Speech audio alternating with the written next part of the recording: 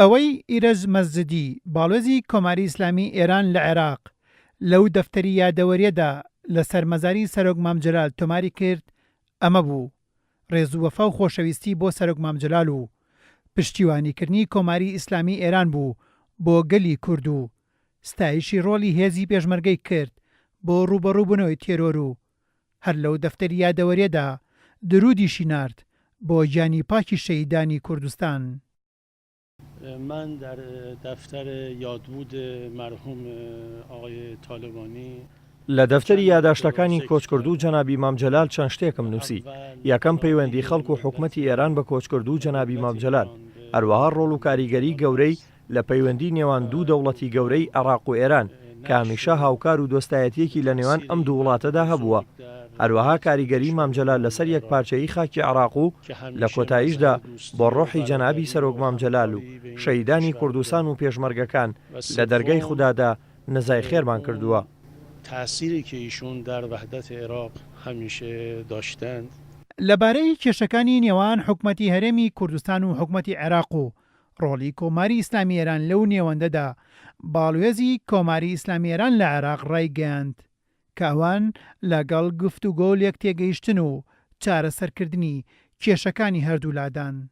خب جمهوری اسلامی ایران حتما کمک میکنه به حل مشکلات فيما بین اقلیم و بغداد. کۆماری ئیسلامی ئێران هەمیشە هاوکاری نێوان هەرێم و عێراقی کردووە بۆ چارەسەرکردنی کێشەکان. هەوڵش دەدات بە ڕێگەی گفتوگۆ کێشەکانی نێوان هەرێم و بەغدا چارەسەر بکرێت. هەروەکو ڕابردووش هاوکاری خۆمان پێشکەش بە هەرێم و بەغدا دەکەین بۆ چارەسەرکردنی کێشەکان. همکاری‌های خودش رو هم با اقلیم و هم با بغداد. کورسات نیوز ئەو سەردانەی باڵوێزی کۆماری ئیسلامی ئێرانی بە دەرفەت زانی تا لەبارەی ئەفرینەوە بپرسێت کە ئایا هەڵوێستی کۆماری ئیسلامی ئێران چییە لەبارەی لەشکرکێشی تورکیا بۆ سەر ئەفرین.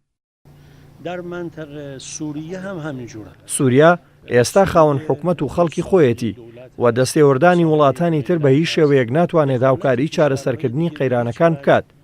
بەڵکو و قەیرانەکان قوڵتر دەکاتەوە. بە بۆچوونی من ئەو هەنگاوانە تەنها بۆ ئاڵۆزکردنی هاوکێشەکانە لە ناوچەکەدا.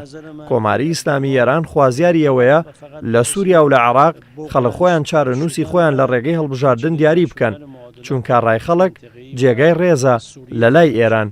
جمهوری اسلامی ایران خواهان این هست که باڵێزی کۆماری ئیسلامی ئێران لە عێراق لەسەر مەزاری سەرۆک مام جەلال تەئکیدی کردەوە چۆن کۆماری ئیسلامی ئێران لە ڕابردوودا لە شەڕی دژی داعشدا هاریکاری پێشمەرگە و خەڵکەکەی کردووە.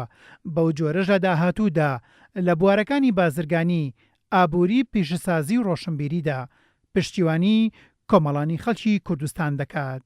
هێمن قادر، کورسات نیوز، سلێمانی.